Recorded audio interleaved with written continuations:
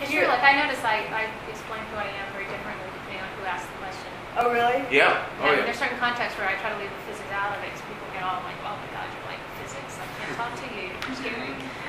Well, and the thing is that this is the other thing that we were getting at that was all one idea that we had. Here's the other idea that we had, which is to say, what is the perception of institutional structures? This partly is this reinforcement issue. But what is your perception of support or perception of rejection of this? Because it may well be, and then you could also imagine doing scoops and saying, what are the institutional structures independent of the perceptions of them? We do ask them, how supportive do you feel like your environment is, your administration is for doing the kinds of teaching that you're doing. And actually one thing that was sort of interesting, and we did it in these interviews as well, and almost everybody says my institution's very supportive. And then we would follow up with, okay, well, tell us how they support you. And then there'd be like silence. Oh, and then they'd say, well, they just don't get in the way.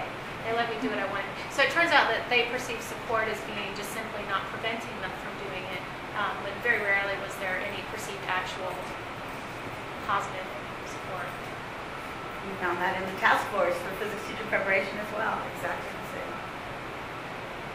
Yeah. I was wondering about the difference in, so when they adopt performance-based strategies, if they see that as something rigid, or if they see that as something that they can play a large part in defining what it looks like. Does it sound like? No, they don't see it as rigid at all. Okay. They very much so. Now this is based on these other interviews because we're still in the new. But they very much so believe that their own environment is fundamentally different from someone else's environment, and that they have their unique personality, and that their students are unique, and they have different goals, and they don't ever, or very rarely, appear to take anything and try to use it as is. They always want to do their own little thing with it to make it fit. And actually, I agree with them. Is that they and their students are different from wherever this thing was developed, and it's going to require changing. So they want to take the ideas and kind of go with it on their own. And they feel like they've got the capacity to do that. It varies, yeah. Different people have different levels of confidence about it, but for the most part, they think that they can or that they can figure it out. Or they just decide it's going to take too much effort to figure it out. And that's one of the reasons why they don't. Is like, well, like we've had people in interviews say, I'd really love to get students working together in groups. Like this one person I interviewed the other day, he's very thoughtful, very smart. He said, but, I know it's not going to be that easy. I'm going to have to think about how to form the groups and what questions to give them and how to structure the discussion and how to arrange the room. Like he was aware that it wasn't just a matter of throwing students together and like magic happens. And then he said, and I think they'll only get some small gains out of that, so it's really not worth the effort it's going to take for me to figure out how to do that in order to get what seems to be only small gains.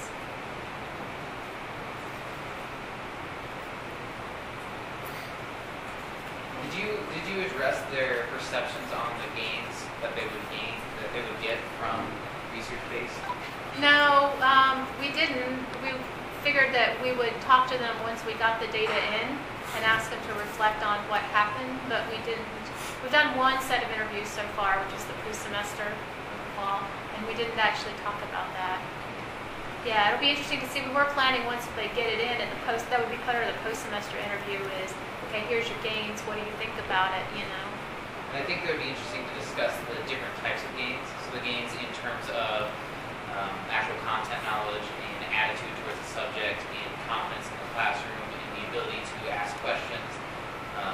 So I think that would be something I'd be interested in. Yeah, it would have been nice to have asked if we thought about it at this first one, like, what kind of gains are you expecting? I imagine some people would be kind of realistic and that others won't be.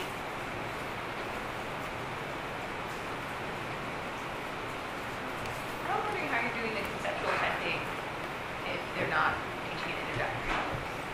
So they have to be teaching an introductory course to participate in the study. And we let them pick their conceptual exam that they want to use. We didn't tell them which exam to use. We just asked them to agree to do something. Most of them have picked like the FC. I mean, they've done all the standard stuff. The FCI or the FMCE, CSEM, that sort of thing. I don't think anybody's done anything outside of that. So are you inherently limiting yourself to Yes, yes. We asked them, in order to participate in the study, that they would be teaching at least 4 of the 5 semesters of the study. So we have 2 people of the 15 who are not teaching introductory physics this semester.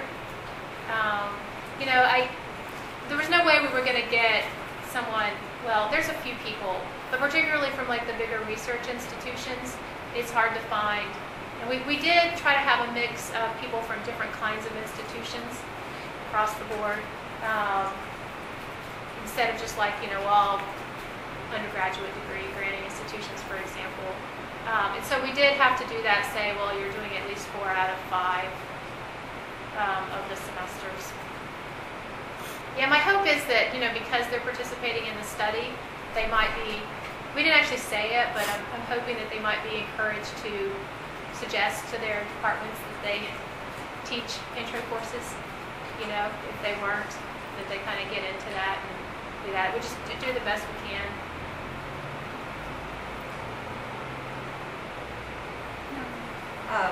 We had a couple of things that we thought of as well that didn't get brought up. One was, what's interesting is not necessarily the course artifacts themselves, but the thought process that goes into creating them. And so I wasn't sure if your surveys or anything included, you know, like some reflection on what went into it, like a particular homework, you know, why they chose the problems that they chose, or, you know, some sort of reflection on specific course artifacts as opposed to just the artifacts themselves. And then another thing we're thinking too, it's too bad you said you can't record the lectures, right? Well, we don't have the money to videotape them. But Kathy was suggesting that we may be able to get them to agree to audio tape their own lecture. Because the problem with the videotapes is we either have to travel out, they're all over the country, so we either have to travel out there or we have to hire someone locally. Like our original plan was to hire someone locally to do the videotape for us. So I think it's too much to ask the individual faculty to find the videotape. You could just mail around a little camera like that. Well, it's also, I mean, the flip side is the analysis of that. Yeah, so Kathy's suggestion was that we go ahead and collect the data and then hope we find funding later to be able to do the analysis.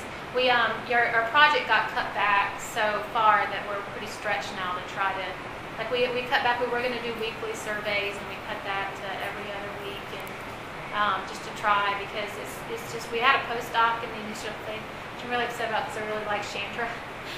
I really wanted her to keep working with us, but it, you know, we lost the money for the postdoc, and so now it's just the 2 of us doing all the analysis.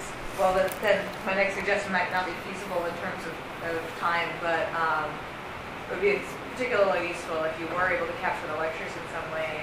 But if in addition to the lectures, you've had faculty doing some sort of think aloud while they're preparing that lecture and preparing the homework for that.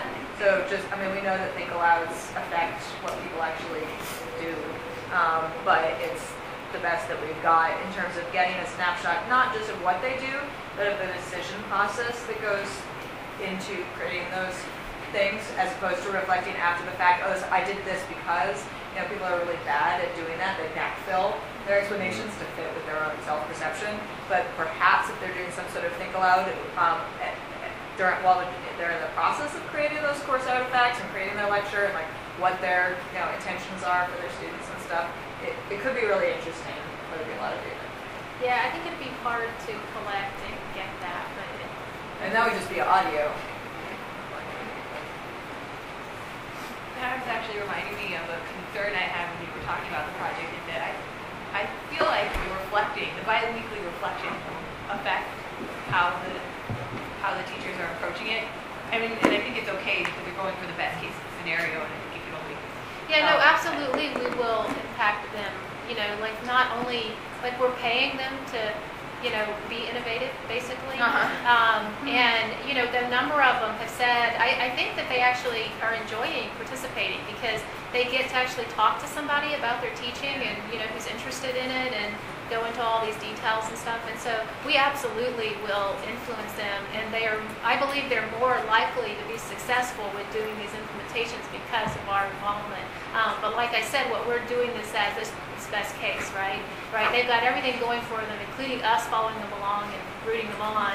And they'll, like, I've made the decision, in the interviews, a couple of them would stop at various points and ask me questions from my expertise. Well, what do you think about this? Will that work? And, I decided, I'm just going to share stuff with them. And, it becomes a point when we just have to work with them together. But all of that's just going to help them more. So, again, any problems that they encounter along the way, right, or just anything that they have a hard time with, everybody's going to have a hard time with, is sort of the idea. So we're not trying to be objective, because we're not going to be. These are all great feedback. I love having a group. I've been by myself for like 7 or 8 years. It's phenomenal to have other people around. I'm very happy to be here. Thank you. And if you have other comments, feel free to find me, I think, down there on the 10th floor. I'll be here until Saturday, and then I go back to North Carolina for a few weeks, and I'll be back hopefully early December for a few weeks, and then January